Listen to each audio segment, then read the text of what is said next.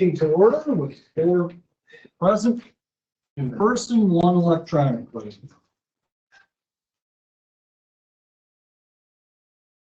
First thing on the agenda, second year canvas for Decorah.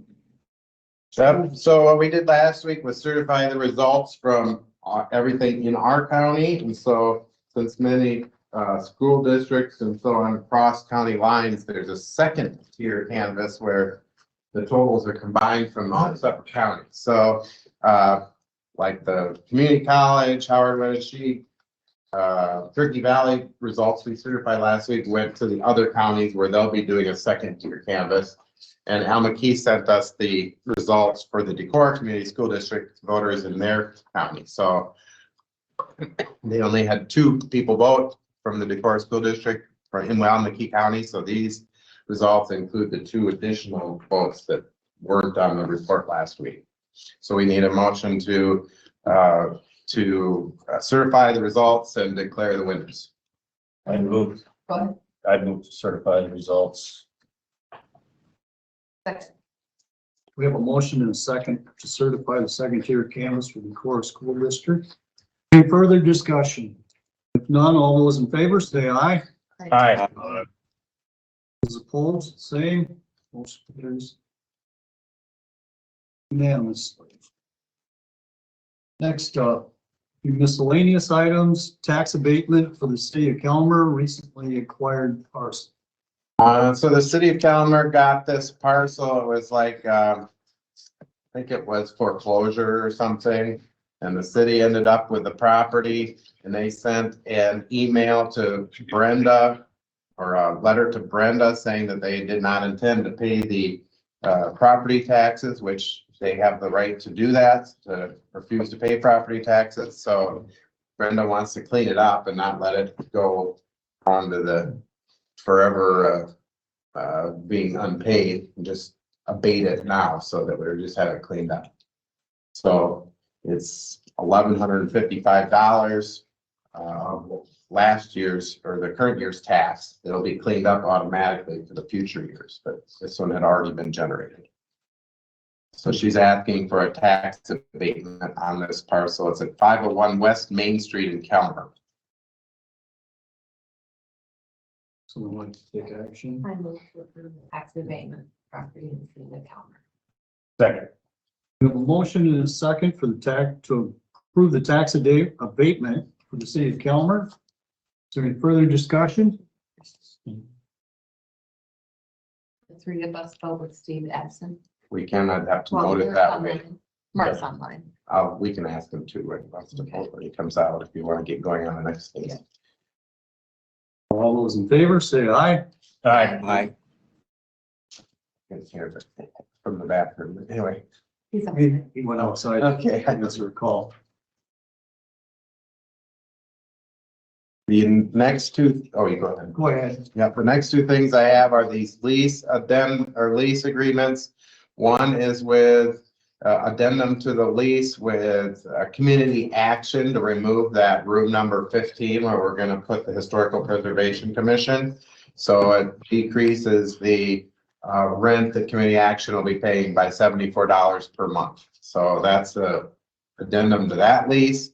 And then the other lease agreement I have is the one with the Historical Society, the private nonprofit group that leases the upstairs of the jail. To more clearly define which areas they have and taking those 3 cells out that the clerk report is going to use for storage.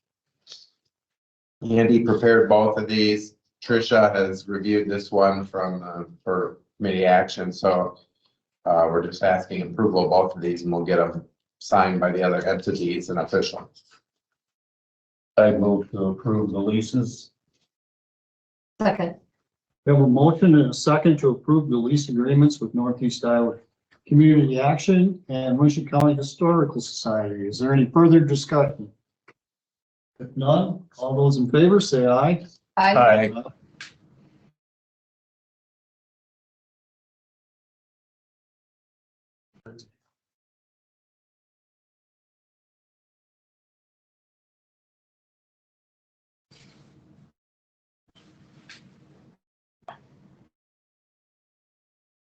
time. But everybody signed your blank, so it would only be fair if you sign mine.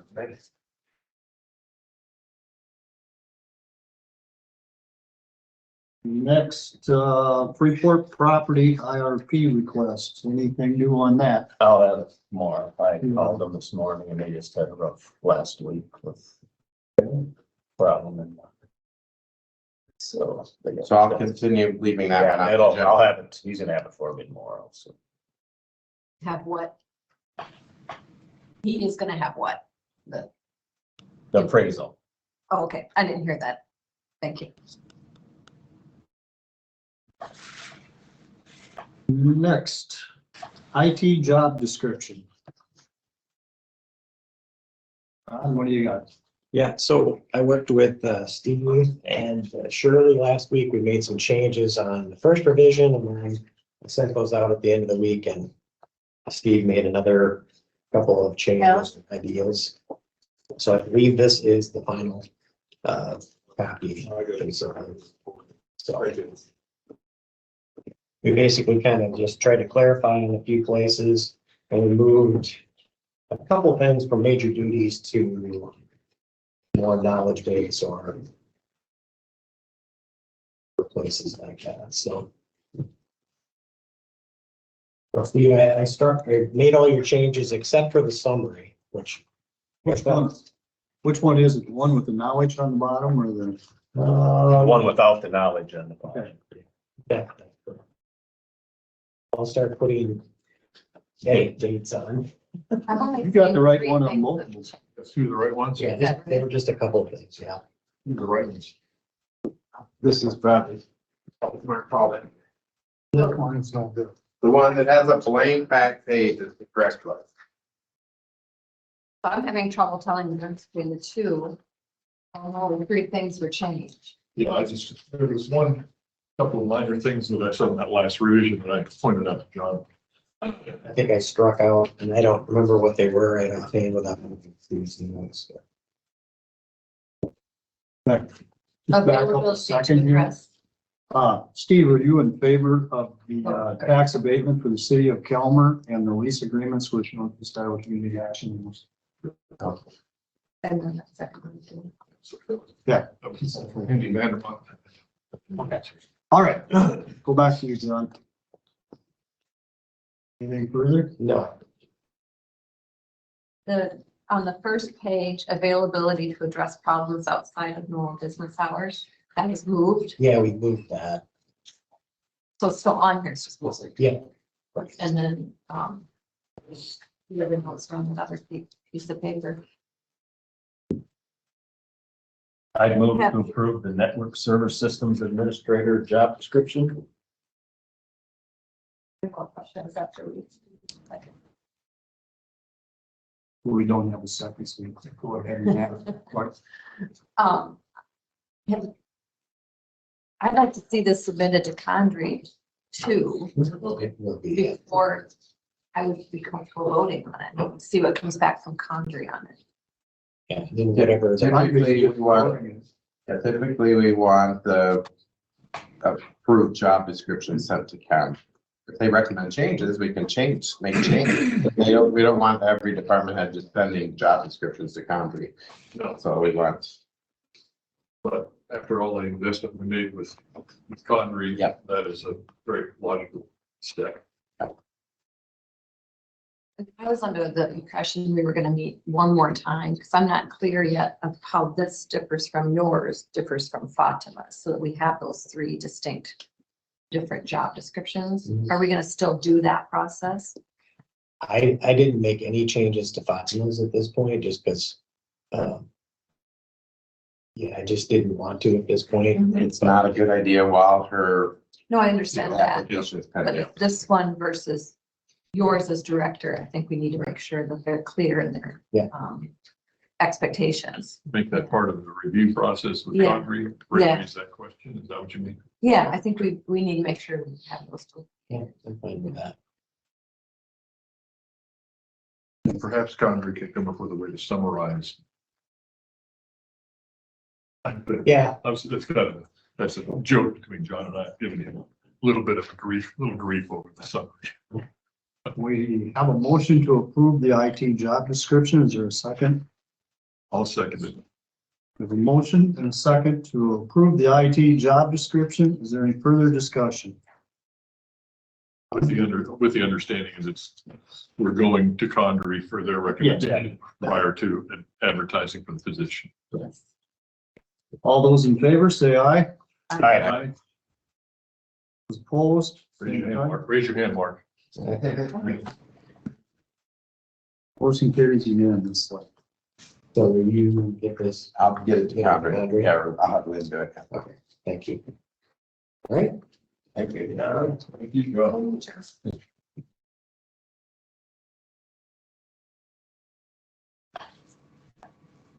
Next up, county engineering hiring, update and procedures. I put this on because I didn't know, since we have one application and if any others, if you would keep accepting them until the position is full or not, or filled or not, if you want to make some kind of motion like that. Otherwise, do you want me to be scheduling a interview with the one applicant, or do you want to? Schedule an interview and keep it open till the closing date. Well, it's be Wednesday at 4 anyway. And if you worded instead that we interview this person, but keep the position open until position is filled. You could do that. It would be changing what your previous motion was, so I'd want to make sure that was a motion, but I would move that we change it to say until position is filled, and we don't have to keep doing it.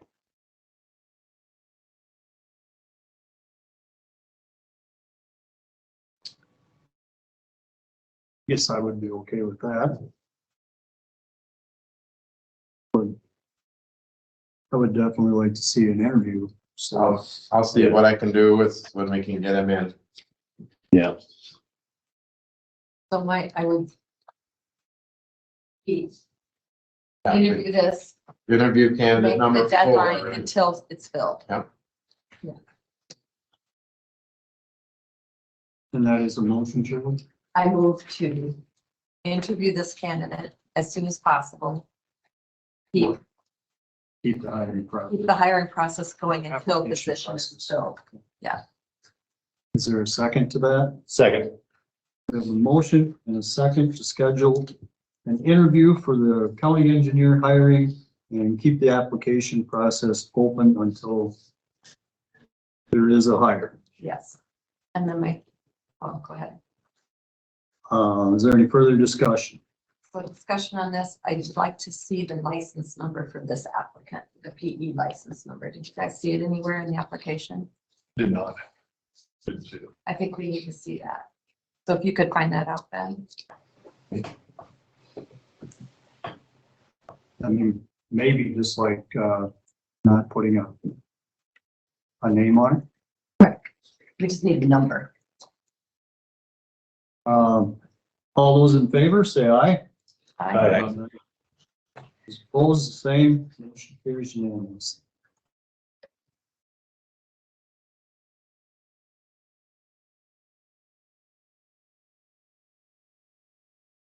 And then the interview process will go along the same plans as we did with the other two. Same committee, same questions, same process. Anything to change there? No. Okay. Keep it. Has anyone spoke with Joel? Make sure, I'm sure he make will. sure that works for them. Well, we gotta find out What days and what day it times. is. And we can And check. I did send him the application. It was Yeah. included on that Yeah. email, so he knows that it's in the works. Excellent. It is 9:45, Winneshiek County Pioneer Cemetery Commission funding request. Good morning. How are you today, gang? Okay, General? not a lot of paperwork, but a copy of what we're requesting budget wise. And just a little overview of what we did this year. It doesn't look like a lot, but I promise it was a little bit more than it looked.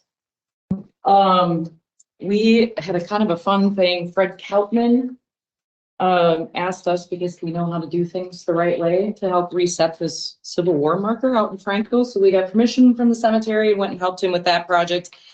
And then we had kind of a bummer of a project at Rice Bathke. We tried to set it. Stuff didn't stick because it was 110 degrees and yeah, so we're gonna try again next year. We're probably gonna pour a new base for it. Anyway, we've got projects that way. Let's see, we are keeping everything that we're requesting all the same. And I should mention Deb Teacup also here. Hopefully when you guys see her application come through, you say yes, because we need a new member on our commission. So all the rest of my crew is working today. So I guess I am too, just not right this hot second. We're not asking for anything extra, what we have in years past. We left our incidentals that just because we're very concerned about our lawnmowers coming for more because of gas prices and all the things. So aside from taking care and just doing the general upkeep on 44 cemetery, that's what we've been up to this year. That's all. That's all. That's all. Any questions? One question, did Yeah. I ever get back to you about where you have some markers stored over there by the county shop? With that area? It was unlocked. We did. So, we aren't sure how it got left unlocked, but it doesn't need a padlock. It has a lock right on the hoopty-ganger, the little the handle. So I have a key and Tony has a key and that thing. Oh, shut up, Mark. Yes, the hoopty-danger and the whatchamacallit. I am not a mechanic. I'm a lot of things. I'm not a But it mechanic. works. But it does work. So we're guessing that Tony probably went in there to get the crosses for Garfield because we store them in there over the winter. And he just didn't get it locked properly. But Stacy talked to him, it's locked now. But yeah. But yes, thank you for letting us know that. That's great. When I found out it was your place of storage, it seemed a little concerning. Our little orphan stones and our tripod and our chain hoist and a bunch of other fun stuff. Got them crosses or at Garfield there, they just got a PVC pipe in the ground and they just stick them Yeah. wooden crosses in. I think there's 8. 8 of them. Yep. 8 known All burial. family, almost all family too. Yes, all family One except family, like one family member in there that we don't know why this person's buried out there. Maybe someone who lived with them. We don't know. Yeah. So that one, we put the crosses out only during fair weather. Usually Tony does from Memorial Day to Veterans Day or whatever. There's a couple of them were veterans. So, yes, but yes, thank you for letting us. Give an the explanation on what's certified as a, 12 or fewer burials in the last 50 years. if a 5-year cemetery Is- is qualified. Right. And so we actually have the Big Canoe Methodist Cemetery, which is just east of the Big Canoe Lutheran Cemetery, if you know where that is. We actually we've sold a few plots to the Wise family. So Callie, who's one of our commissioners, her brother Dave and his wife Jean, and her brother Dick and his wife Julie are going to eventually, we hope many, many years from now, be buried out there. But that was one of the things that we did do that we didn't take a lot of pictures of, but we went out to kind of pick out plots because both their parents, they have an aunt and uncle and a sister who are all buried out there. And their mom and dad were some of the instrumental ones in bringing that cemetery back from, it was junk years. And this was in the 70s when they did that. And they were the ones who put up the nice monument and stuff that's out there that says where you are and whatever. And then we've helped them keep up. But so they kind of picked out a little row of where they'll be eventually. But Andy told us that was our job to give them permission or not give them permission. So we gave them permission. So. Yeah, but we appreciate you. Yeah, because I did that on Taking time. one last year. I did 5-year cemetery. That's interesting. Yes, it is. And so there's a lot of, I don't know. It's kind of interesting when you look at the list of cemeteries. I should have brought that. That's somewhere in our book, but. So like the Plymouth Rock Cemetery, we think there's a burial out there, or we're pretty sure there was burial out there, but there's no stones, there's nothing. And so that's where MJ, the neighbor lady, she's trying to turn it back into what she calls an oak savanna. And so she's done all this work with the DNR and different people like that and us on occasion. But I mean, typically we try to reserve what we're spending our time on resetting monuments and stuff because that's where our expertise is rather than picking up sticks. So we've driven volunteer groups towards her to help with some of that stuff because she'd like to have, and she had to mow a path through there and some of that kind of thing. But that kind of, it overgrows fast, which is why we need mowing because all of these things would all be It was room in Yeah. 5 hot seconds if somebody wasn't taking care of them, so. Thanks for all the work on it. Yeah. Yes, not a problem. Stacy, by the way, Gosling is her Yeah. genius with the making everything look beautiful, so that's not me, I can't. But thanks for your time. Appreciate it. Thanks for your help, Ben. We appreciate you very much. Thanks, no.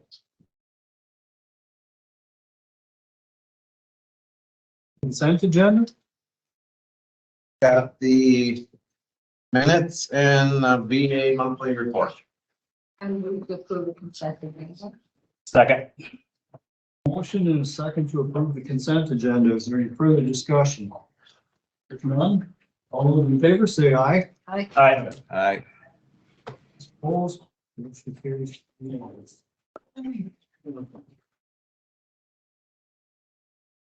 gonna go through a couple of those budgets from there last week.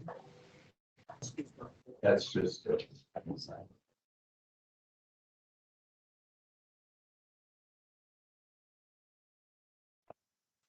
Okay, I'll go through a few of these miscellaneous budgets I handed out last week. There are copies over there. If you want to get them. These are mostly just smaller departments that are actually managed through the auditor's office and so. I don't have any specific order here. I'll just take them the way they are in my file. I got the Juvenile Justice Department. It's pretty minimal budget. I left it all the same. They're at about just over $50,000, although they very seldom use a lot of it. Most of the time, it just depends on how many juveniles end up in juvenile detention as far as how much we spend from that budget. No changes. No changes. We used to, when I 10, 12 years ago, we actually rented office space for juvenile justice department, but they are on the 3rd floor of the courthouse now, so we don't have to pay rent anymore for that. Next one I have is the substance abuse department. This one, I work with CSS because our mental health used to manage substance abuse. This way, if there's claims that we don't know if they're mental health related or just substance related, they review them first and then forward them to us if they need to be paid out of your budget versus the CSS budget. But I left this all the same, although you notice on the first page that public education service, that line is actually the grant that you give to helping services. So I left it in there 10, but that one could change if you decide to grant them more money or not. That's right on the front is Department 64, substance abuse. Top left corner, 64. I guess I'm talking about it and you maybe haven't even found it in your stack. So I left that one all the same.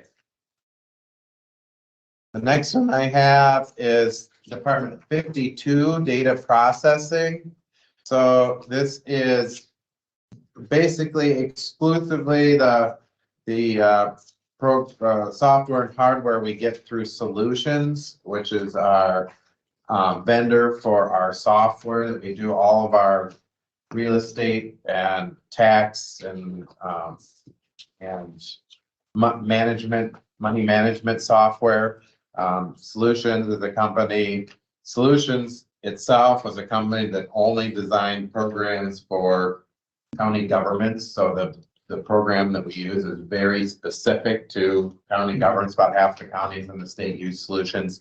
They have in the last year been acquired by a company called Harris Technologies or something. So we're hoping that this international company that now owns Solutions doesn't change the way it works, but it's very specific to us. It's not like we can just get QuickBooks or something because we have some very details that are government related. But I didn't change anything on this one. The big one is the software expenses. I leave a little money in there for if we need hardware updates. About every 7 to 9 years, we actually have to buy a new mainframe computer that runs this program. They're probably getting closer. It's been 6 or 7 years now, so it'll be something that'll come up eventually. That's another 50 grand when we do have to do that, but I think we're okay yet on the one we have. So that's our IBM is in the background. on Yes. Mainframe. Yes. IBM mainframe, yeah. Next one in my stack is the care facility. It's Department 62. This is the basically grounds out at the Wellington Place.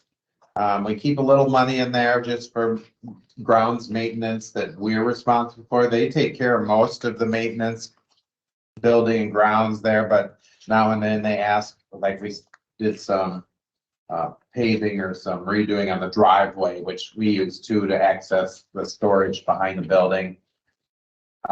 If we have to, I think the one year we cut down some trees out there and use this. So we keep a little money in there to just to pay some of that maintenance, but it doesn't get to be a lot of money. When I started 15 years ago, this was more like in the $50,000 a year range. But they've taken over paying all of those maintenance things. They've been very good to the county because all of the buildings and so on there, they build and maintain, but if they ever decide to leave the facility, it's actually county property, so. I don't see that happening. Yeah, exactly. Next one in my stack is 31 District Court. These are some of the expenses that the county is responsible for to hold the district court. We do get a little revenue, so there's a second page on there that shows the revenue, so it's pretty minimal. I think it's whatever it is, $2 per ticket that gets issued or something, that we collect some revenue to help offset the expenses.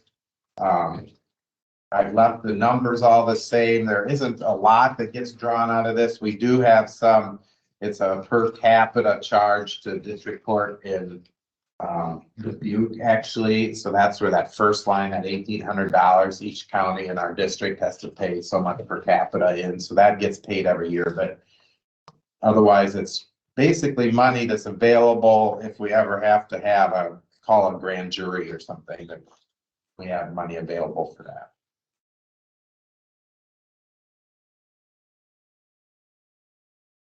It's the state, it's not willing to give us back any more money. No, they don't give us too much back. I mean, this budget is pretty minimal compared to the fact that we have to provide all the space for them. I mean, that's really the big expense, but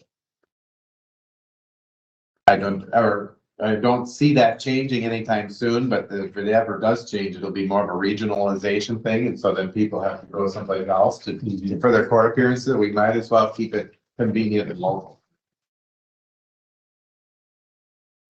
Maybe got time for one more here. Next one I have on my list, or my stack, is 28 medical examiner. I know you talked about this one a little bit at your county meeting.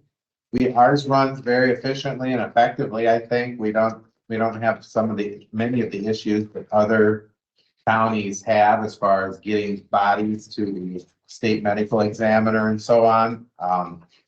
We were proactive. We bought a vehicle that can haul bodies, and our medical examiner has a list of on-call drivers that are ready to go whenever a body needs to go. We do, I mean, basically out here in the smaller rural counties, we don't have storage, and we don't have a cold storage facilities for bodies, so the bodies can't sit around and wait for a driver. They basically take them right away if they need to go to the state medical examiner. So A lot of them other counties are like 100,000 there. oh yeah, we get by pretty efficiently with this. Right now we pay. We used to pay $600 per round trip when we were paying one of the local funeral homes, but they don't want to do it anymore. So now we bought a vehicle and we pay the driver $300 per trip, but we provide the vehicle and the fuel. So they just do it for the income. You can see the back of this page shows a little bit of revenue. We do, if we have one that goes on our expense, but the person was a resident of a different county, we do bill the other county. So we do get a little money back when we have to do another county resident. So the only increase there was 3,000 basically for the general fund, Yes, so yeah, or 5,000.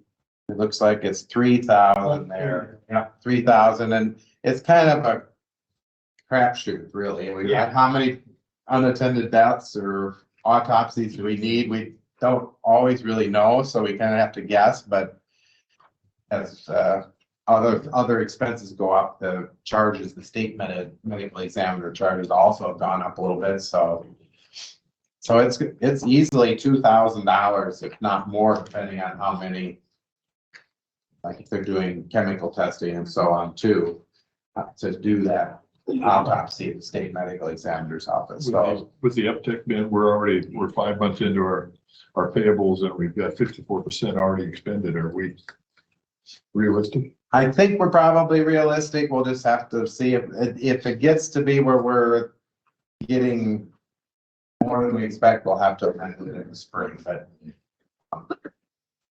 most years that ends up being enough, but there's actually a year fell off the chart here where we were way over because we had so many deaths in one year, we had to amend to cover them all. Yeah, 12,000.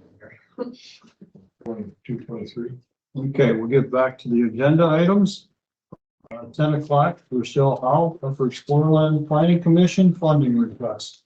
Come on up. Good morning. Good morning. Bring some help. I did. I'm Rachelle or Shelley, whoever you want to call me that day. It's nice to have two names, right? And I have brought with me Chris Troendle. He's our newest employee and he is going to talk to you at the 10:15 or maybe earlier about the Housing Trust Fund. He is the new housing planner. So, yeah. I have county supervisors and the auditor guy. Yep. So, I think you received this, via email as well, and, but I will leave that with you. I am here to thank you, and I appreciate, I think I have all of you on a committee or a board. And so I thank you for your volunteering, because I know it's really is volunteering, right? I mean, you don't get paid enough, but thank you for your service on our board, and your, guidance that you provide to myself and the agency. So we're enjoying being here in Decorah and being under one roof. So that's nice. We have, I've given the letter to Ben there for our 2025 membership amount. And then the board did approve that a 3% increase for that from 2024. And then they also did approve the local match coming from the counties as well. And the local match is Economic Development Administration, Safe Routes to School, and DOT. We don't know the DOT or the Safe Routes to School amounts yet. We won't know that till February, but I put in what last year's were. So just so some of you that might not be aware, we used your local funds or the local funds from the 5 counties. We used it back to match your programs, 3 of your programs in the past for the last 50 years. Now, was that a great financial decision? No. But when looking and trying to review different ways for us to better our agency and our bottom line was, okay, well, I don't pay for Calmar's project. I don't pay for Garnavillo's projects. So I had requested DOT funds, Safe Routes to School, and now EDA funds from the county. So you're paying for your own projects per se. And then we'll utilize the monies, the membership monies, to go out and match other dollars. It just won't be long-term dollars. It would be, I'm gonna match it this year with workforce, I'm gonna match it this year with housing. So, and then we want to use it with our own staff too. So, is there any questions on that? I know it's kind of confusing. So that number is 18,363. That's your membership, correct? Yep. And there are now 3 separate funding lines, whereas last year there were 2. Well, Correct. we're still 3. We were 3 last I year. mean, there's Those 3 in addition to the membership. Membership. Yeah, we had been kind of adding those 3 over the last couple of years. Now, last year it got pushed in there, Ben caught it. I mean, didn't catch it, but he called on it. I shouldn't say caught it, but the board did approve that mid-year, so that was a non-budgeted type of an item for 3,800 for the EDA, but that came from a revenue committee. Which I think Mark Yeah, was on it. I sat on Yeah, that, yeah, and, I mean, I couldn't speak for the other counties, so we okayed it. We got to try to come up with money somehow Yeah. for Upper Explorerland, so mhm, I couldn't speak for the other counties, so we okayed it. Yeah. It's up to them what yeah. they want it, you know, The other they, counties, the other yeah, counties, you know, yeah. or whatever. Yeah. But now this year we'll have it in the The budget. request, Budget, in the yeah. budget and that type of thing, but, I'll just quickly, I mean, the letter is outdated because we're now at 296 million that we've brought in since 1972. And that's, I try to keep this nice little spreadsheet, and it's not everything because I don't have history. I mean, I tried to do the best I could, but that's a good, you know, if you want to look at every year, we're about 6 to 10 million in dollars in. So if you want to take your 18 divided by that, you would know what your bang for your buck is. So, It's incredible. yeah, Winneshiek, you were at 2.7 million in 2023. We still do continue to do your Burr Oak and Frankville. Water bills. Yes, and it is kind of fun when they come in. They don't want to give their bills to me or their, you know, their payment to me. They're like, we would like to see Ashley. I mean, they just know, and she's so gracious, but we continue, we're going to be, we applied for a housing rehab program and we're awarded that. 15 additional rehabs besides what Chris is doing. And then we applied for a first-time home buyer, and that's been, first-time home buyers have been hot. I mean, a lot of your banks are really, they're also giving to the Housing Trust Fund, but they're just really understanding how that down payment can really assist them. And this is a specific down payment program. So we're already out of funds for Housing Trust Fund. So this will be a nice way to utilize additional funds for rehab and first-time home buyer. Working hard on childcare wage enhancement programs, not in your specific county, but Elmkey and Howard, as you know, with Sunflower, with any daycare. We have a daycare desert. We just can't find. My baby's gonna be a dad. Him and his wife are gonna have a baby, and they can't find a place for their child to go. So it now is affecting me. He said, when can you retire? I said, in 20 years, your child will hopefully be out of high school by then. But yeah, you know, that's how that goes. We continue with Section 8. And continue, you know, just to partner with other agencies as well. With community actions programs and we go to the interagency meetings. I don't know if do you guys attend those county interagency meetings? Supervisors maybe don't, no, so. I haven't, have you guys? No, I've never. But it's always come to me, I mean, if you have a city or a county or a person, you know, we still have our revolving loan fund monies for businesses. And we administer many revolving loan fund programs as well, or sit on, like tonight I'm going to Decatur for a application in Clayton County, but call us, be my eyes and ears. I can't be everywhere. If you know of Spillville needing something, you know, which their mayor has been calling me quite a bit here lately. So, yeah. But call me. If maybe we can't help them, but we'll give them to the right agency that can. So, any questions on that? Your housing is all full, isn't it? Housing is all full as in, The rental housing that you manage as an agency. we have two housing, we have two apartments. One's, one facility's in Postville, one is in Calmar. There are two buildings apiece. One's 9 units, one's 12 units.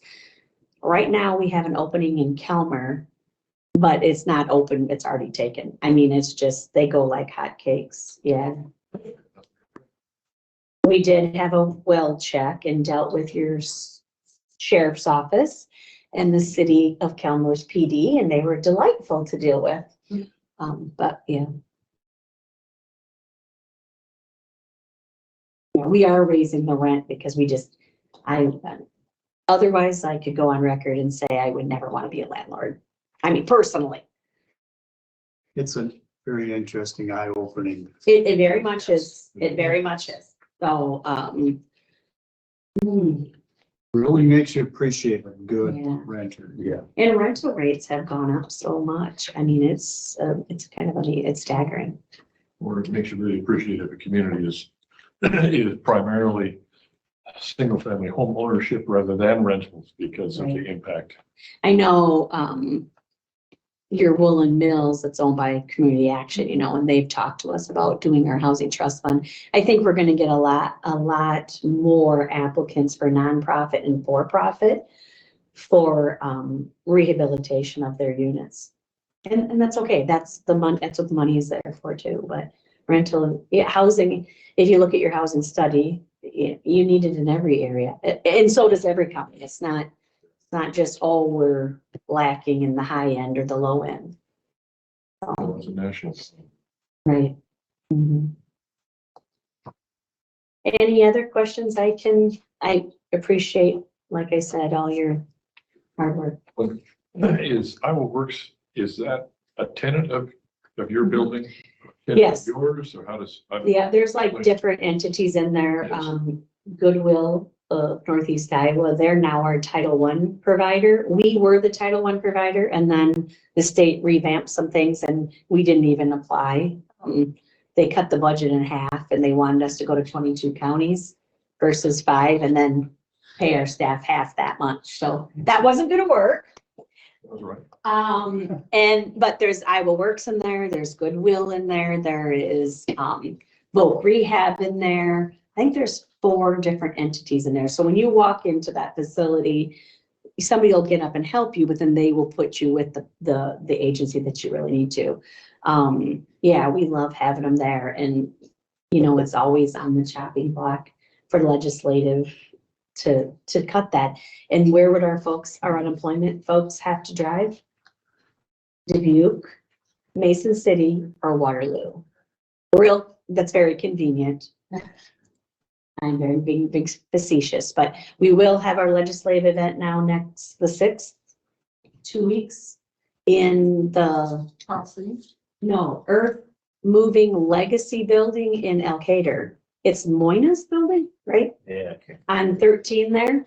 So kind of a fun location. Okay, 24412 Highway 13. Yeah, yep. 9 to 11. I do have all legislators or their representatives coming. Of course, the feds are. Well, maybe they won't be in session, right? But they're in session, so Ernst and Hinson and Grassley will not be there, but their representatives will be there. So we've got a full slate for that day.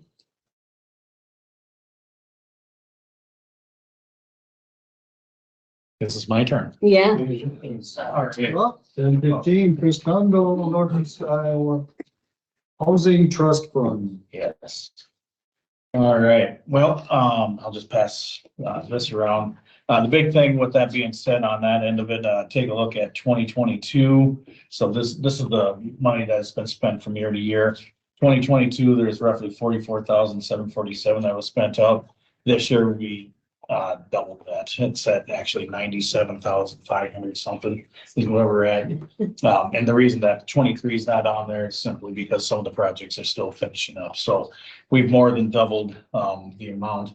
Again, with what Rachel was saying, just to reiterate, banks are actually using us for the housing trust fund more, for down payments, assistance, and that's been a big mover, which has been helping out a lot of our younger folks from what I gathered since I've started with the trust fund. So there's been a lot of good movement with that, 20-year-olds, single, people, whatever, getting into some down payment assistance help, and getting some nice, maybe not nice homes, but homes that needed assistance, anyways. So getting some fresh bodies in there to do a little rehab work while they're buying home is absolutely phenomenal. Helps the housing stock and increase, hopefully some tax revenue in the county. So with that being said, again, it doubled this last year with use. You guys can get on the website a lot of times and see some of this stuff, and you're well aware of that, but these are, just some stuff that Rachelle had put together over the past year for her boards, and so you probably all have seen them since you're all on them. But over 552 projects have been done since 2022, or from 2010 to 2022. 2022, there are 45 projects, and 23, we are basically on track to hit right around that. It's just that the amount of money is being has been raised up to 12,500 now, so we're able to do more, but the money's more also. So it's kind of same numbers, but it's really making some traction with what's going on in Winneshiek County. It's been really good. So about a fourth of all money spent out is here. Been pushing it, meeting with a lot of people, and here's a few more. And that's just Winneshiek County. That's just Winneshiek County, yeah. So I'm certain that you guys have seen this. I mailed this out about a month ago. This is the request letter for 2025. And if you want to go with that, I would definitely like to request an increase. I know it's not easy to increase with budgeting, but it gives you a little time out there to think about it. And the reason I said that is because we already doubled, the trust fund footprint from the previous years, and it's been a lot more than that since it started. So, So I'm gonna, if I might interject. So the State Housing Trust Fund has increased $30,000 to us every year. They've seen the need, they've seen the usage, they love it. I used to think in 2009, we'll be done with roofs, windows, and doors in a couple of years. No, we're still doing roofs, windows, doors, siding, that kind of thing. But, so they've increased it 30,000, but that, as that means that we have to increase our local match to get all that money. So banks have been doing really well in filling in, and, before Chris and I, that Lori Brockway was here, and she did a great job of setting this all up. Other COGs are not in our situation. They use different types of local matches, and they're really scrambling to get it. So they gave us a sliding scale. This next year for 2025, it'll be back to 75 state dollars, 25 us. So we need to match that 340 with 25%. As well as, so that went up.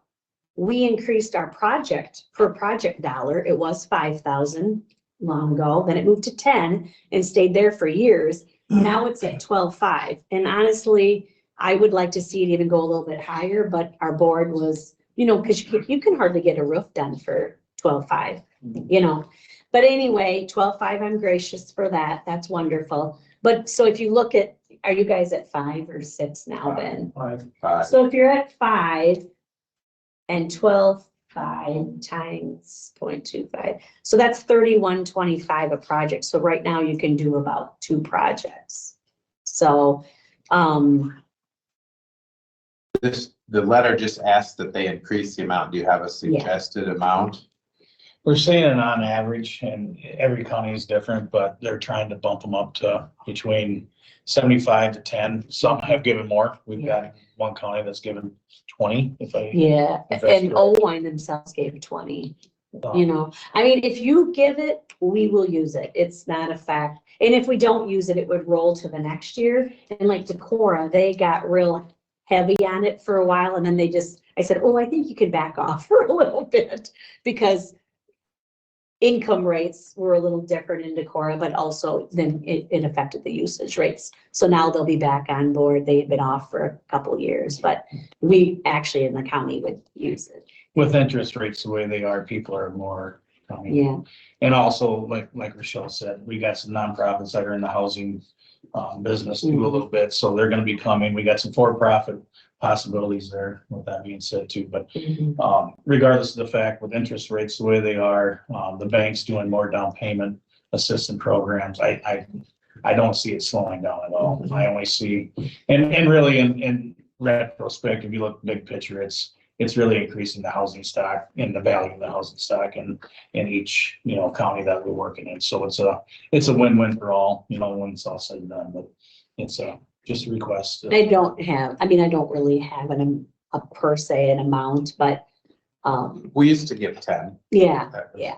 Several years ago, and it was basically The other counties are giving 10 or above, except for Fayette. And then Fayette we have this whole big long Excel spreadsheet where we keep track. So if like there's a homeowner in Decorah, we're gonna use it at Decorah first. We're not gonna use the county. But Fayette didn't even allow us to utilize it in cities until last year. Then now they'll allow us to use it in cities under 600. So we're appreciative that you're not that. We want to use it in your county. It is going to be used in your county and we're going to keep record. This is how we keep record. So. That's pretty much what I got. Any questions? How many, first-time homeowner requests? I want to say this last year, and I just got done. 22, we did 22. Yeah, I want to say about a third of that was here in Winneshiek County. And it was because, and I don't want to call out any banks, so I apologize. I'm not trying to side with one bank or another, because Current Brothers and Decorah Bank and Trust went gangbusters. That Becky Mitchell down there, she was, here's another one, here's another one, here's another one. And it's first come, first serve. And I am getting phone calls, usually weekly, with one of the banks, asking, so. We have a wait list already because we're out of funds, Yeah.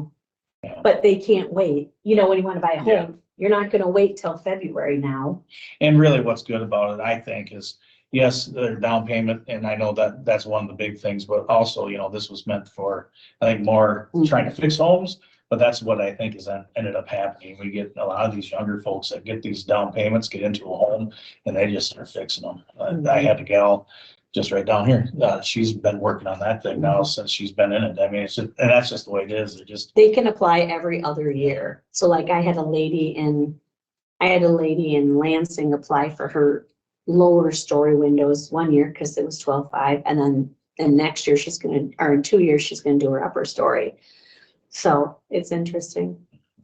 It's interesting, going into people's homes, but this program is the most appreciated program that I feel we have. I mean, they're just, thank you so much. A lot of them are elderly. Yeah. just, what are the income guidelines to get approval? Just so that Single person under 76,000. 76,000 it's 80% LMI and below. Okay. And so they can be a 2% payback. They can be a 1% payback, a 0% payback, or forgivable. We are seeing a lot of people in the forgivable because your income went up like $6,000 from last year. So, but we do have a pool that we call a revolving loan fund, and then we pull that money and put it back into housing. So we paid for your housing assessment. We paid for demos. We'll pay for a demo out of that fund. What else do we pay for out of that? Oh, we've offered like $50,000 to the economic developers if they want to start like some sort of a housing, if they have a housing project, they can use that. There's a lot of different uses of that. Did you help fund that, Calmar demo from the city? Yep. Yeah. And they have to build the house back on it, but we're not the police. I'm not gonna go back and, when did you build the house yet? But we will eventually. They'll be honest. Everyone's honest about those types of things. They want, the city council wants to get building happening on that side again. Good. It's a, And I'm in touch with Dan Wurzel on a ton of, he's always calling me about different projects, brainstorming, so that's good. I attend all of the council meetings, so I Good. stay, I watch what's happening. And let me know, I mean, Don is too, and Sheila's really good over there as well, but yeah. Any other questions? It's a really good program. I stand behind it, and what's hard, and we just had a lead training class here last week at Calmar, but it's getting contractors on board. Because, but we're doing good. We need We're to getting more, but the more we can get. We just had 37, so I wrote a grant for lead training because they normally have to go to Des Moines, take time off work. It's just a pain. And I said, okay, well, what can we do to get folks? And so I wrote a grant for it. We held 2 different trainings, had 37 trained up. Mhm. And we paid for that, and the grant paid for it, so it was fabulous. Yeah. We held it at NICC, yeah. So that was good, but yes, the contractors have to be state and lead certified. Now, if they just do outside work, they don't necessarily have to be lead, but Mhm. yeah, there's restrictions or guidelines. Any other questions? think so. Right. Thank you. Thank you very much. Call me at any time. You want to keep those, sir, or no? I did run out of business cards, so if anybody would like one, Oops, excuse me. pop over in the office if you have any questions though, or had some thoughts on some new projects. We'll keep going. Oh, that's all right. You already died. People trash. Oh, yeah. Thank you. Thank you. Speak to another one? Yeah. Sure. Next one in my stack is the county farmland. 27. This is our land that we rent out, so the county is tax exempt for anything we use for county use, but if we're renting it out, leasing it out, we have to pay property tax. So on the front is the property tax, and then we keep a little money in there if we need to do. There was one year where we had to do a little bit of fencing, and so we keep some money in there for maintenance. And then on the back shows the rent we get for that farmland. Changes. No changes. The rent was updated with our last lease, last springs.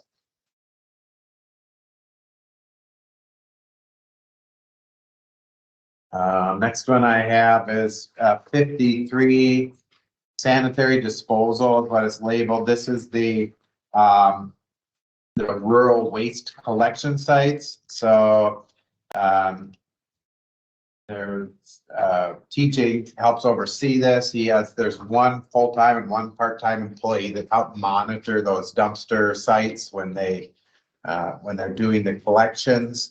I know that he utilizes sometimes where if one of the dumpster site people need to be on vacation or have a medical appointment or something, where he'll utilize one of his landfill employees, but then likewise, if one of his landfill employees needs to be gone, he might get the part-time person to come in and help cover the landfill, so it works out well to have him manage those employees. And then the other line, so those first 2 lines are employee expenses, then the bottom line is the tipping fees at the landfill. It used to be quite a bit higher in that line because we were paying a third-party hauler, but now you have the recycling department is actually hauling the dumpsters to the landfill. So they're like, if they go out with they go out and get a recycling van, when they go out to bring the empty one, they'll bring a dumpster back to dump or something to try to get some efficiency out of that, and they utilize those hauling trucks that we purchased a few years ago. So that's actually down a little bit from compared to 4 years ago. But it's still expensive programs. So the insurance, is that the 16,000? Is that for his employee? That would be the one full-time person's insurance. And I put it in as a family, although I think that the employee's only taking single. That would be a family, if they did do family. Yeah. Do you have any idea how many people in the county utilize this?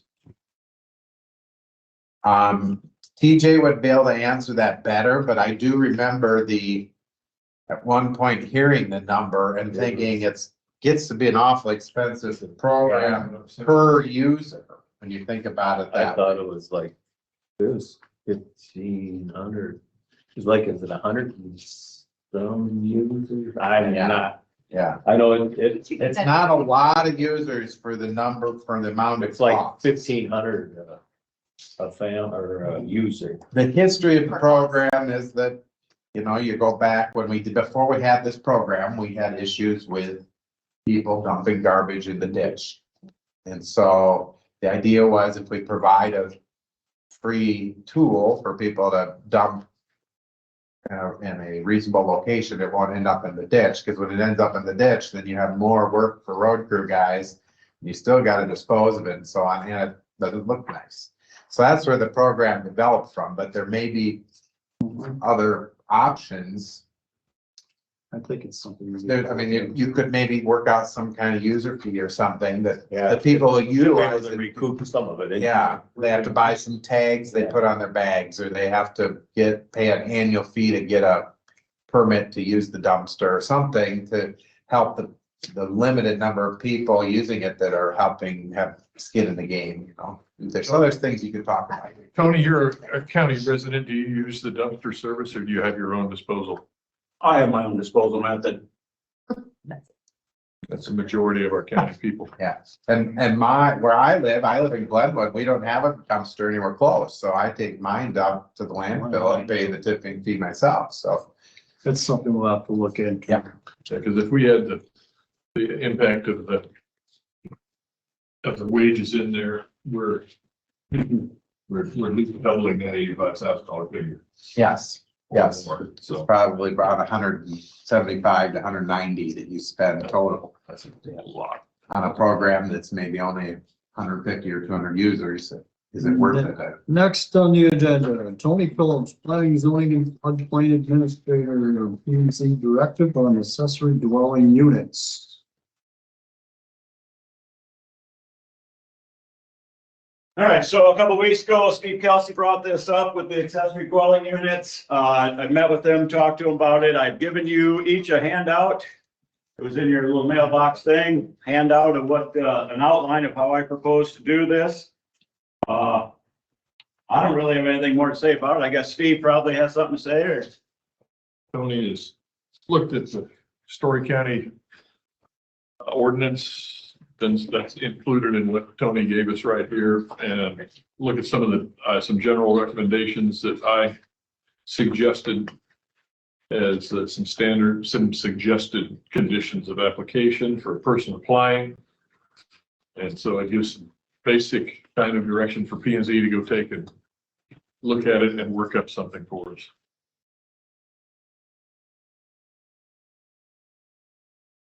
Maybe you should review the procedure. You give a directive to the P&Z. P&Z will meet and develop some suggested language or something, or how will that work? Correct.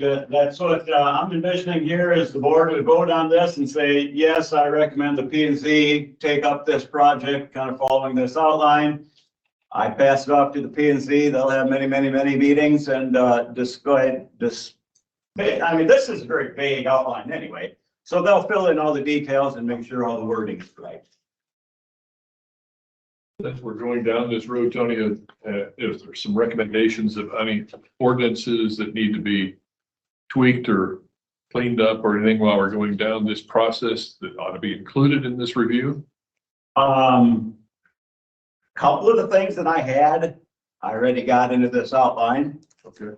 And I don't know if there's anything that would kind of fit with this project to go in with that. And there might be, if we find, going through it, if we find there's minor things, yeah, we can slide those in with them too.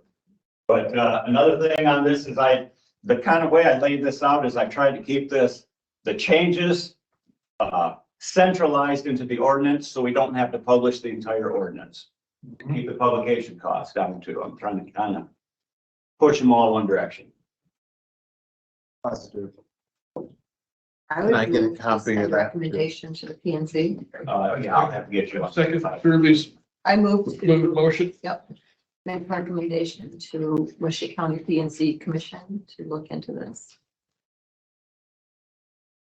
Steve seconded it. We have a motion and a second. We give the P and Z direction to look at the accessory dwelling unit ordinance. Is there any further discussion?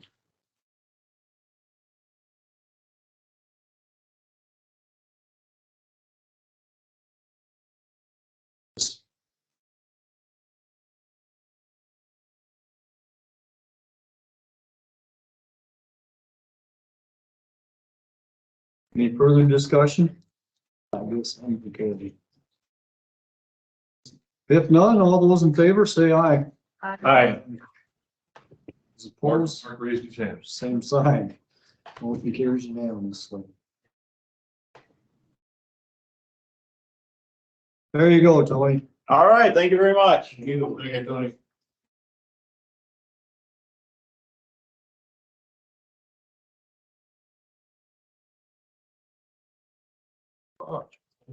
We have a couple minutes. I must make a comment. As we were reviewing, spending time to review our budgeting process, like Ben gave us these to advance review. I got to looking at the assessed valuation numbers that Ben had given us early this year as to the amount of our total assessments, basically from 2017 all the way through 2024. And I looked at those numbers, and all of a sudden I looked at another detail that I've never bothered to look at before, which is if I equate our assessed value in 2017, the value of the dollar in its spending capacity in 2017, and then look at how much has that a 2017 dollar have the same spending capacity today. It takes $1.24 to purchase the same as the 2017 dollar. If I look at our assessments and the increase of our assessments over that same period of time, we increased. But if I take the 2024 numbers and adjust those for 2017 dollars, it means that the amount of properties that we have to assess to equate and create the same number of dollars as 2017 would require $100 million worth of additional assessment over where we are today. So even though our dollars keeps going up, our spending power has been going down. It's going down that much. So we have it's slightly under $100 million, but $100 million worth of assessments that aren't there because we have not had the growth. We have not had new housing. We haven't had new industry. And we're trying to do more than what we did in 2017 with less spending power than we have in 2023. It is a shocking statistic when you look at that and how we have to approach what we do with the budget that we're going to approve for the next year.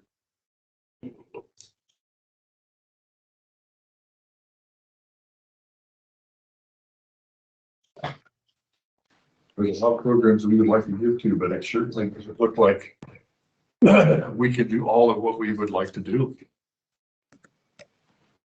Well,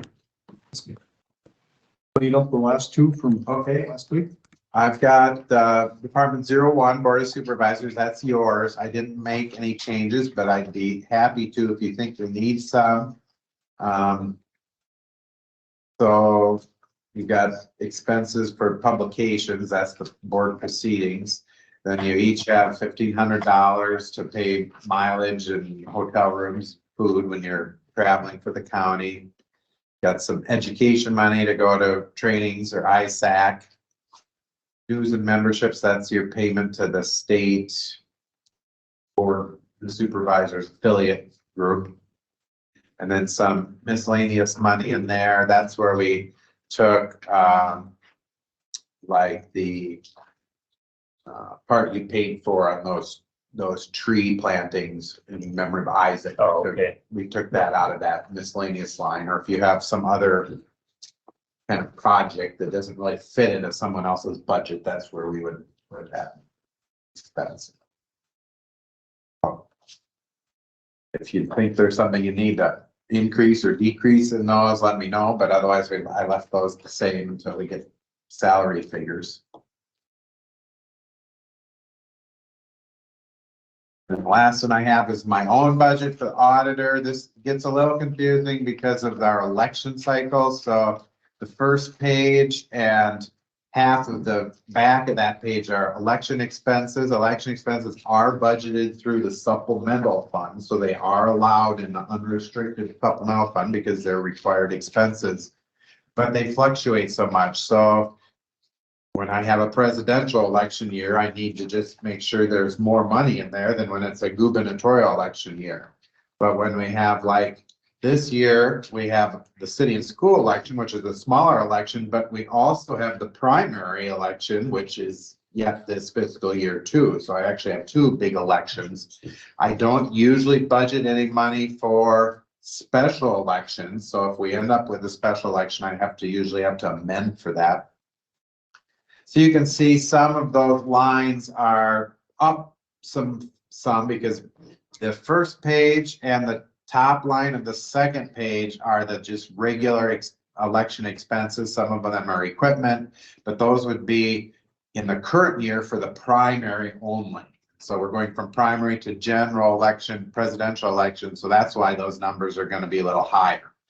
You get to the second page where it says local elections, that second one down, that's where we put expenses for the city and school elections. And you'll see, and I just kind of guess a big number because you'll see on the revenue page, a local elections revenue that matches that amount because we bill back to the cities and the school districts and the community college, any expenses that are explicitly for their elections, they get billed back. So even though we have to have additional expenses, we also have additional revenue when we have those type of elections. So it balances out. So the county is on the hook for any of the primary and general elections where we spend money for those, but we don't get to bill back for those, but the city and school elections we do. You can see, so some of those are just regular increases to account for the bigger election, like mailing and ballot printing and postage and stuff, are just because we're going into a bigger election cycle. You can see the bottom line on the front page is voting machines and equipment. I'm dropping that $60,000 because we did get the new voting equipment. So I've been putting that in, budgeting it in every year. We've kind of put it off till I couldn't put it off any longer. So we do have new election equipment this year that we won't need to have in the budget. I do like to keep some money in there because I never know, like Albuquerque County had one of their polling sites drop their election machine and cost them almost 10 grand to replace it. So they got an insurance payment, but they had to spend the money and claim big insurance claim. So I like to keep some money in there in case there's some kind of emergency, but I did take the 60 grand out because of the new equipment getting purchased. Then starting on the page 2 in the middle there and going down, that's the administrative part of our office, not elections. So the top part is the first few lines are salary things, and you get to the page 3.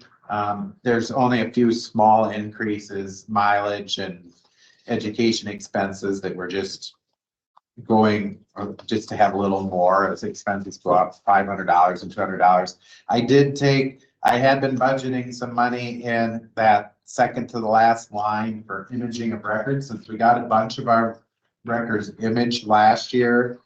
We haven't spent any for several years because we were waiting for a big project and just to kind of do it all at once. So we used the ARPA money, got a whole bunch of them imaged. So now we're down to amount to, like, if I have to buy a new scanner or something, it isn't nearly as much money in that line. So that's that, the last page is the revenue side, so you can see the, income from the city and school elections there on line 2. That top line, voter registration list, we no longer process those in our office. Those all go through the Secretary of State's office. So it wasn't a lot of money anyway, but they're all processed through the Secretary of State's office now. We don't sell any of those anymore. Otherwise, they're beer permits, cigarette permits, and transfer fees are just our portion of those different revenues. You had more money back in there for all that additional mailing we have to do because of house files. Well, that will actually be in your budget in the proceedings, and I didn't actually add any in there for that, so I maybe need to go back and consider that. Yeah, 'cause we're now mandated to do. Yeah. Although I could put it in, Mailings and public. it won't be a billed service, so I could put it in just in our postage expense in the, because we're gonna, I would think I don't know for sure what the plan is, whether we'll have a different company do it or if it's something we do. We haven't worked out the details, but there will be a extra mailing. The To every Bill. property owner. yeah,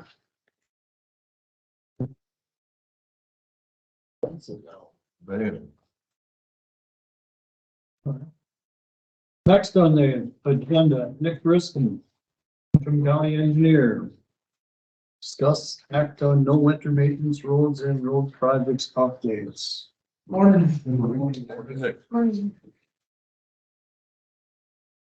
I will start on the resolution. Staff had brought to my attention, this is actually a road that is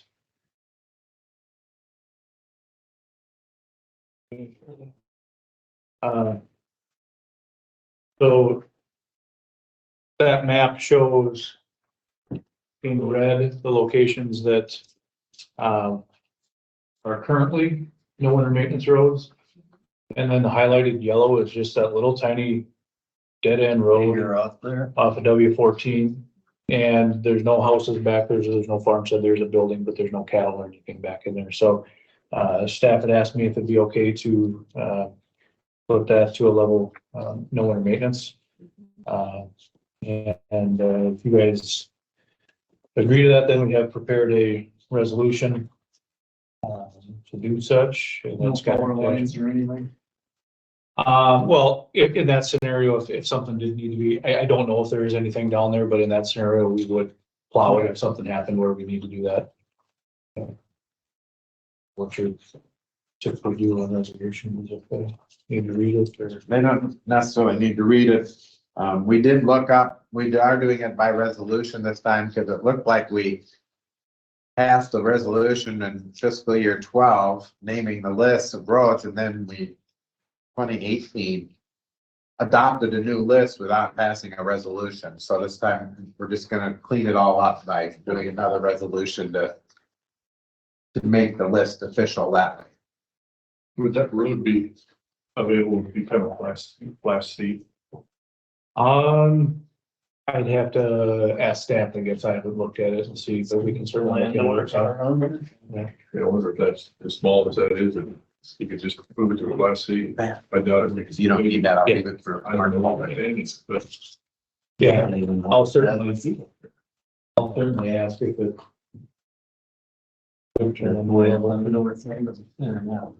Would someone like to take action? I move to approve the resolution to add the additional no winter maintenance road as highlighted on this map. second, That's technically not just that one, it's always on attachment A. I need my motion, I motion to include attachment A. Does that make 11 total roads? There's a list behind here. I'll put a copy of your Oh, okay. mailbox. And then the highlighted one is the added one on that. what's the no name road? Yeah, 11 was highlighted one. Oh, Yeah. it's no one The else. highlighted one on the list on the back of your map. It's called zoning road. Yeah, well, yeah. So we have a motion, did we have a second? Second. We have a second. For winter maintenance, a resolution for winter maintenance roads on attachment A. We It is a have a resolution. special, just do the Shirley? project updates for next Mark week. Paul? Let me know as soon as- Aye. And Aye. I Aye. don't have much on Motion the passes agenda. The next unanimously. one, we actually have nothing yet. So is there any chance you can go earlier, or do you want to skip or something, Chad?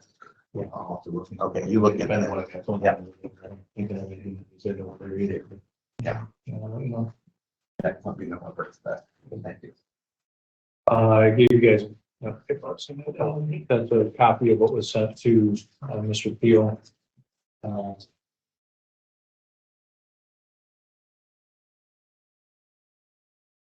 have not, heard if anything had been moved up for 360th, but we can certainly check that this week. He was out of town all of last week, but I did get it to his attorney, and I know that his attorney got it to him, so.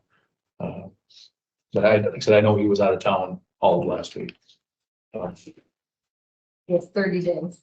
Correct.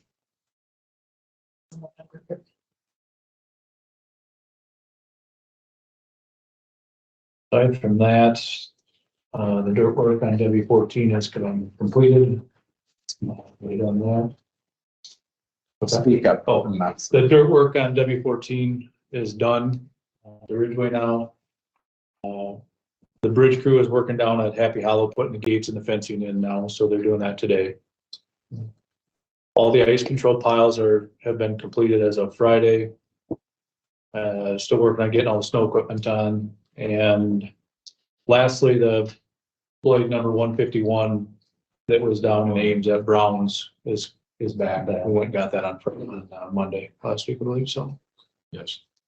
W14 looks nice. That, Yeah. the end of it right there with the Spillville sign 7 One miles about on. 300-400 feet left there. They did it. Wednesday morning. They did a was what I marvelous drove job. over.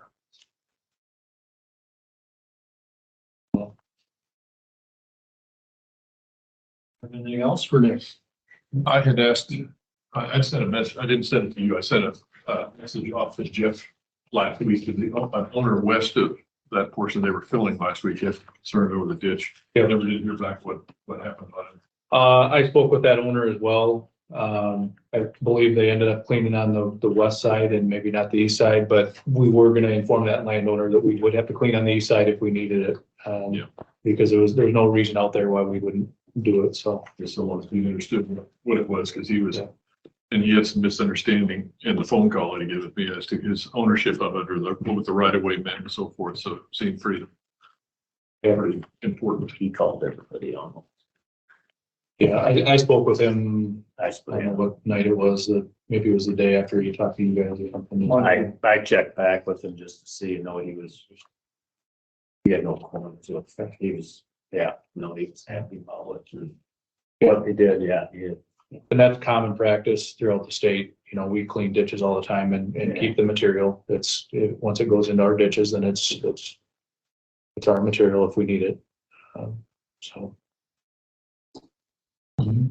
Yeah, there's I would like you to look into the situation of on engineering candidate number 4, there is, it appears that through the engineering department, there's been an exposure of information about that candidate and so forth that came from the staff. And that is something that the board, we have been specifically redact everything that would identify him, because we believe in the confidentiality of that applicant's, application that came to us. And none of us, as far as I know, know the name of that individual, nor have we looked for it. But for them to go spend their time to take and go expose or find out who that was, instead of their own normal county work, it is way out of line. And so I'm just asking you to take a look into that. I did ask Andy Vandermont about it, and he agrees that it's something we'd like you to please look into. I think that's a very serious violation in my mind. Yeah, I'll talk to Andy about it, I guess, too, and If we want to keep applicant 4, just applicant 4. Yes, we certainly don't need I mean, When the board doesn't know the name yet. Yeah. Know who this is. that is serious. That is really serious in my mind. I mean, if we had a HIPAA violation, How did this come to you? Only in my office heard the name Oh, before I mean, I had only sent it out as applicant number 4. that's right. That is So bad. he had already heard the name in the building, so. We'll get to the bottom of it. Please look into it there. Anyone have anything else for me? No, at least we settled the dust. Maybe. I wish I had the power to do that. We had just a little bit of rain. I don't know what you can see it on the grain beds. There's a little on the cement. There was a little bit on the way in this morning. Yeah, but man, it's just nasty. Sure would be nice to get a soaker so I can give him one more good go around with it. Yeah, well, they're maintaining before winter. But Nice. we'll have to see what happens. But I really think your crews did an outstanding job to get to 7 miles of, Oh, yeah, that was wow. phenomenal. Phenomenal. Yeah. I think they were getting tired. They just wanted to get done, but they did a damn good Same job. thing over and over for a number of months, Months, but yeah. it's definitely a beneficial project to have gotten done and gotten everything widened out, so. Yeah, saves the blacktop when we get it done, it'll, from. He said it when we get. When, that. yeah. Not if. Okay. I think you're good to go. All right. Thanks.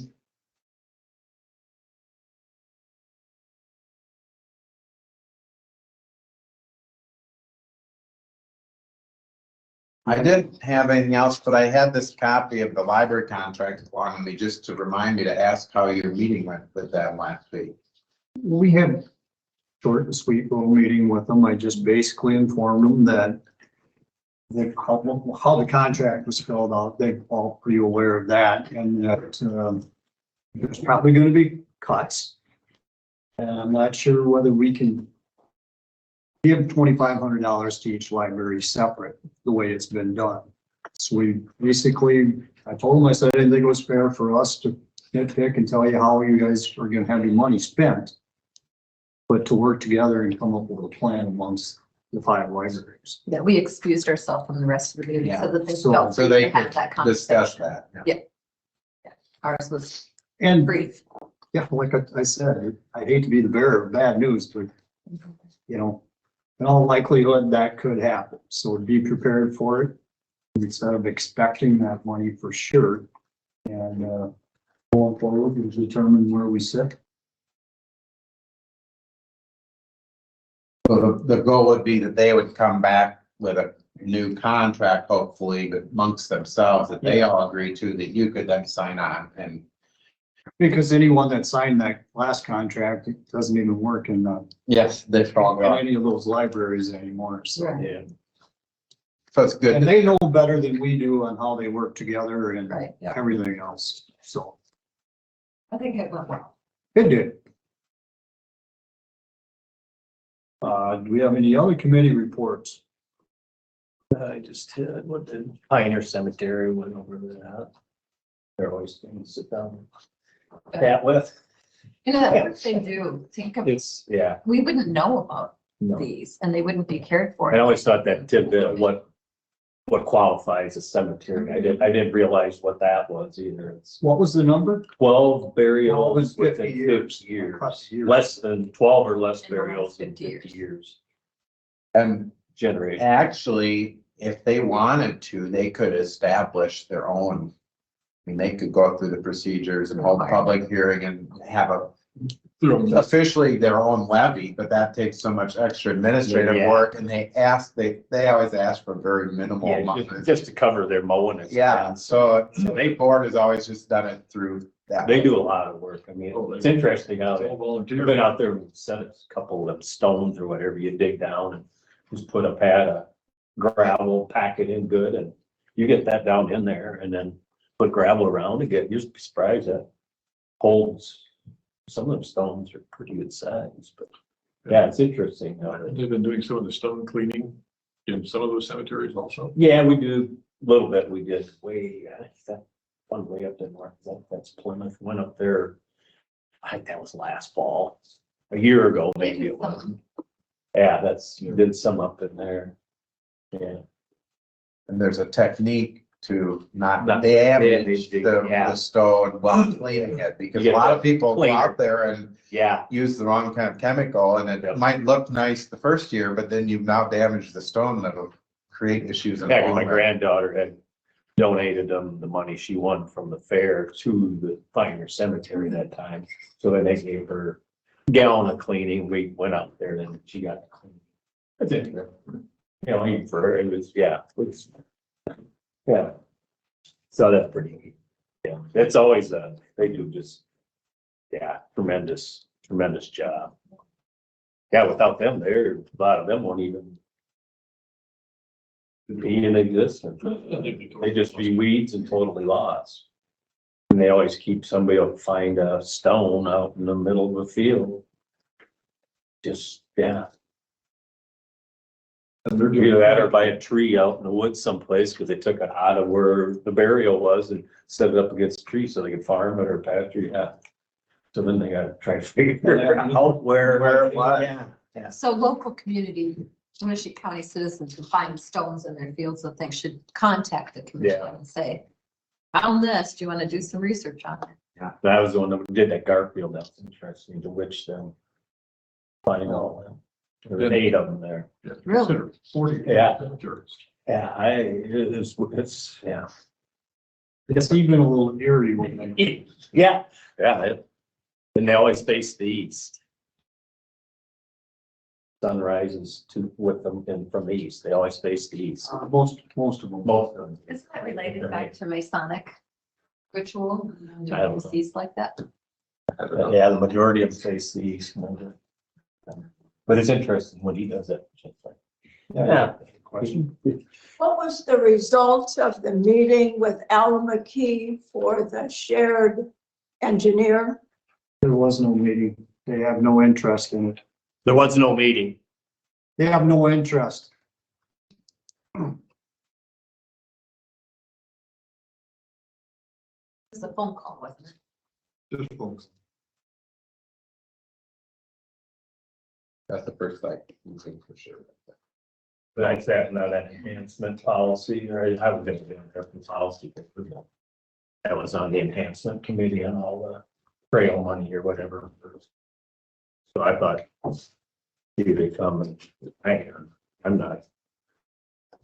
I did forward her report. Yeah. Everyone had a chance to read that. She was on the agenda for this morning, and then after that meeting, she canceled and wrote a written report. Because you were at the meeting. Well, yeah, I just went to see it, what it was all about. And then they're on the agenda for budgeting anyway, right? They aren't yet, but Well, they will be. Yeah. Yeah, I thought she could, come and get a report there, so you know what's happening. The project's been pushed back for quite a few years. And now the project's gonna cost twice as much and you still only got the same amount of grant money, so that's lose all the way around. Yeah, they're having a meeting December 7th at 5. And there was a $10 million TAP grant. They're bringing the bike trail down to Minnesota's bringing it to south of Harmony on the Iowa-Minnesota line. That someone wanted to use this $10 million grant money for this go around because they didn't give any out last year. And they used to give $1 million out, but now they raised it to $5 million a year. And they didn't give any out last year, so now they put it at 10 million this year. So that, it's a one-shot deal. Few of the counties wanted to connect to that Minnesota trail to Iowa to Cresco, or they'd come down to meet the Cresco one, but Chick and Howard didn't want to, so now they're only gonna apply for 3 million of the 10, so 7 of it's basically not even, yeah. Because it was a one-time deal for $10 million, and it should have been, my thought would have tried to hook that trail up, We don't have a staff probably to do 2 big projects at the same time. We've got to finish the other trail we're working on. It's serious, this 10 million's gone, This is the one shot deal to get $10 million. Yeah. But now, At that rate, you can hire. You can hire a lot of consulting. We don't do that. We do that with SEH and all the rest. so now Howard County applied for $3 million to redo 5 miles, I think, trail. So then the rest they didn't, nobody, yeah. Because this here would have been hooking up to that trail would have been scored better. Would have been a higher score to get the money. I mean, they score it up, like, yeah. It'd been a higher scoring. There's Yeah. continuous miles. But, yeah. It's gonna score higher than if it's a short. Short, yeah, or just. Maybe we repair. remember these questions when she comes in for budgeting and we can ask them. Have some answers.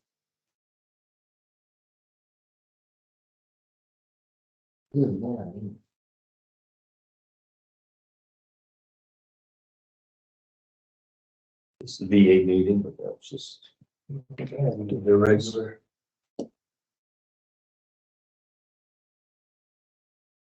See, they're moving dirt out there for the.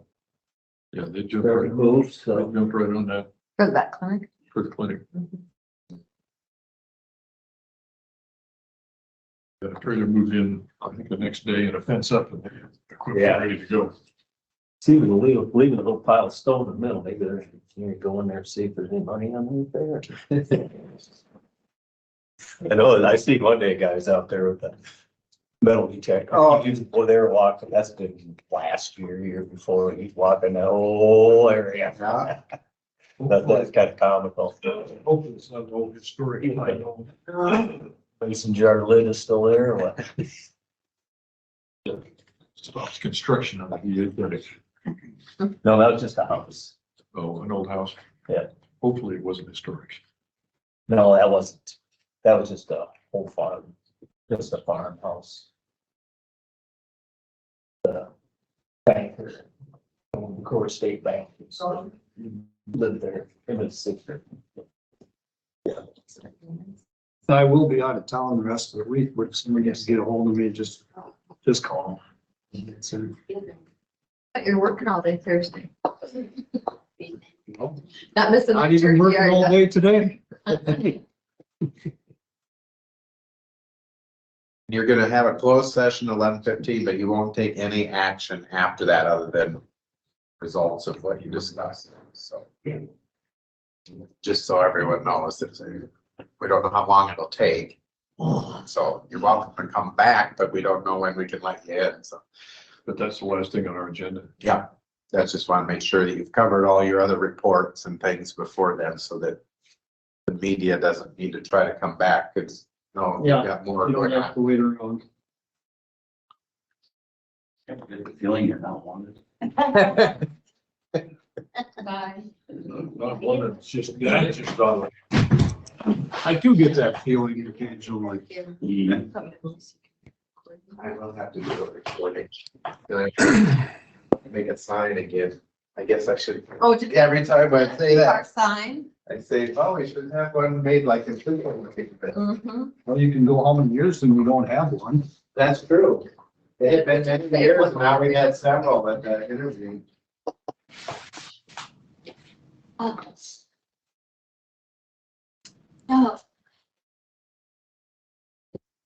Thanks for coming, media. Of course.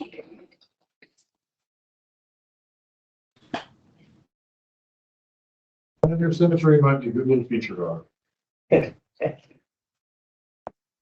know, They're good, not a bad idea. really a good organization. Yeah, it is.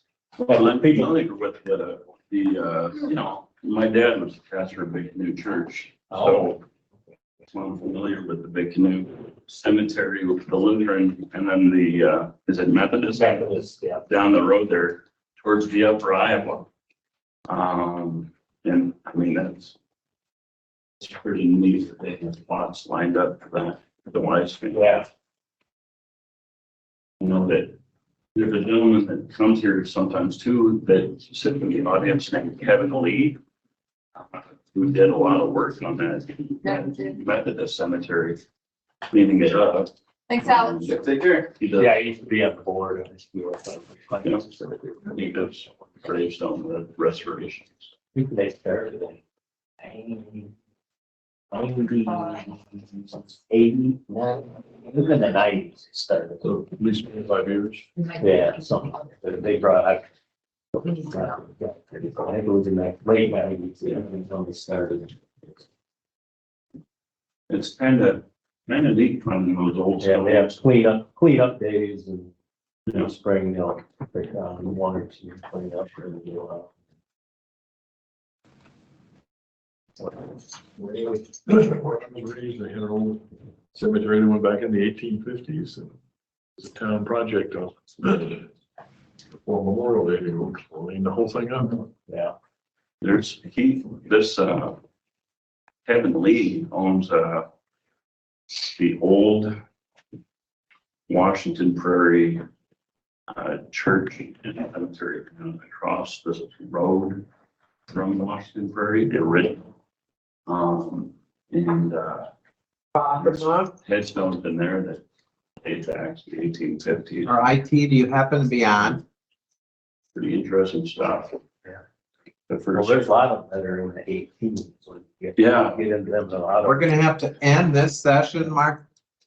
Hold it, so we can go to closed session. Do you want us to Okay. try to get a separate session set up so you can attend the closed session, or are you gonna just be off during that? I would like to attend the session. Okay, so we need to set up a separate link because we can't have the public clicking in while we're in closed session. So, I didn't have to. Didn't think about that when I.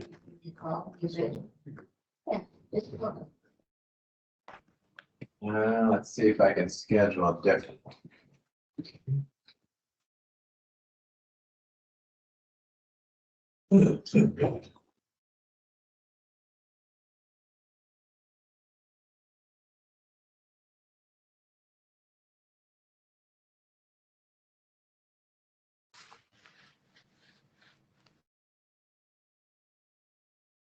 Farm till Denmark. Tile lines and plug the thing, would give my training this year, so it's kind of. How did it Tell this year. Yeah.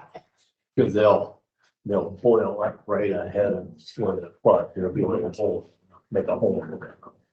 I thought a few couple of ditches with a few little dribbles of water in them, right on the ground, off the ground. Sure won't be much of that.